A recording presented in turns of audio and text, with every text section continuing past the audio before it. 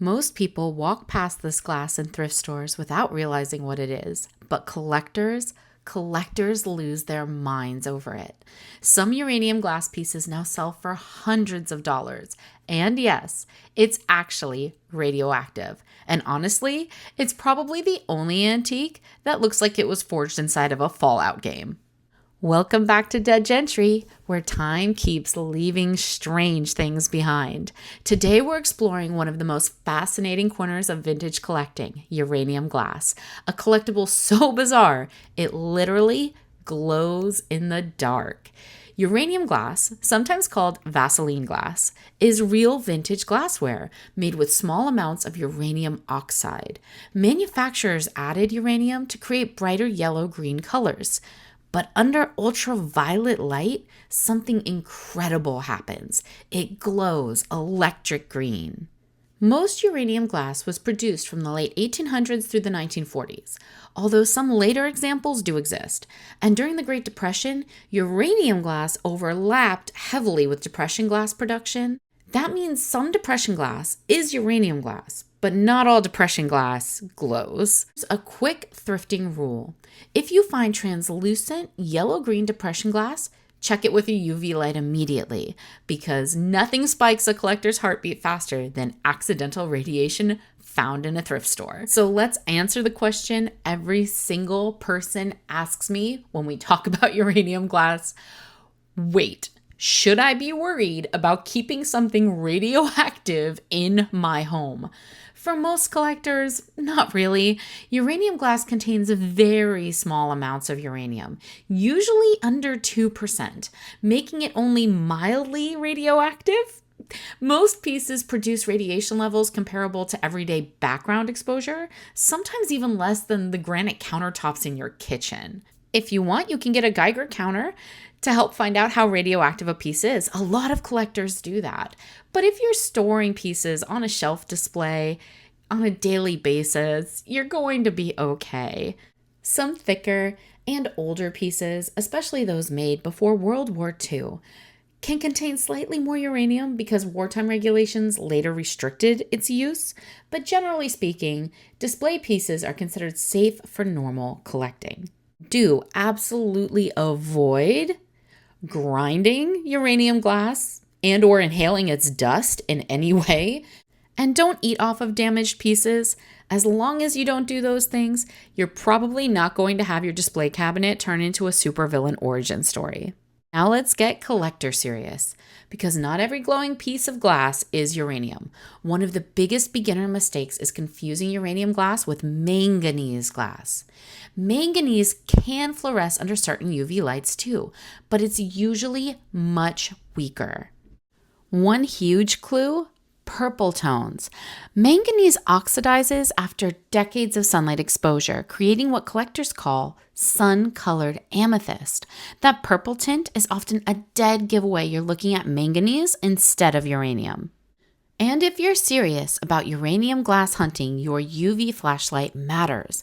Most collectors use either a 395 nanometer or a 365 nanometer blacklight. A 395 nm light is cheaper, easier to find, and great for beginners. It gives uranium glass that classic bright neon glow that collectors love. But 365 nm lights are stronger and more precise. They reveal fluorescence more clearly and help distinguish uranium glass from other glowing materials. Basically, 395 is the casual treasure hunter flashlight. 365 is the I inspect antique stores like a government agent flashlight. Experienced collectors also learn to identify uranium glass before a blacklight even turns on. Many older pieces have a smoother, softer texture compared to modern glass. Some Depression glass patterns almost feel silky around the edges from decades of wear. You'll also notice many uranium glass pieces feel slightly heavier than expected for their size. That density catches your attention if you've done enough hunting. Color also matters enormously. The classic uranium glow usually appears in pale yellow, yellow-green, chartreuse, custard glass, jadeite tones, and certain teal or amber pieces. But remember, not everything that's green is radioactive. At some point, you stop looking like an antique collector and start looking like a paranormal activity investigator in thrift stores. Most uranium glass is still fairly affordable, but certain rare pieces are highly collectible. You want to be looking for things like figurines, Art Deco pieces, and jadeite overlaps.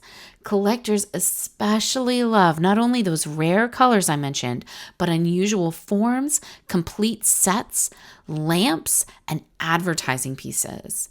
Opaque custard glass, Burmese glass with pink yellow gradients, and rare teal or amber hues can command serious prices.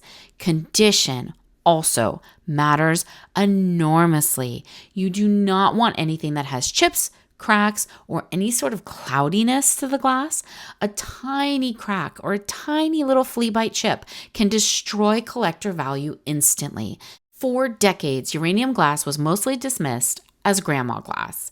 And then the internet discovered what it does under a blacklight. And you had TikTok clips and glowing shelves and whole collector's display room showing up on Pinterest. Suddenly, collector communities were exploding everywhere online. TikTok, YouTube, Instagram, antique forums. Everybody started hunting for radioactive glass. And honestly, it makes sense. Modern collecting is driven by discovery. People love objects with hidden secrets.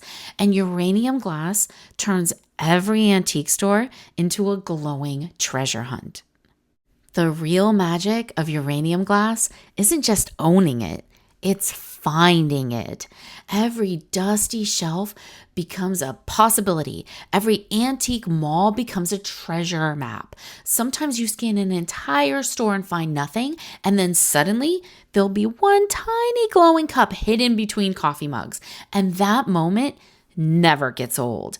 Vintage objects survive because someone cared enough to keep them. Maybe that's why collectors love uranium glass so much, not because it glows, but because it survived long enough to continue glowing for us. Stay curious, and may your next find be special.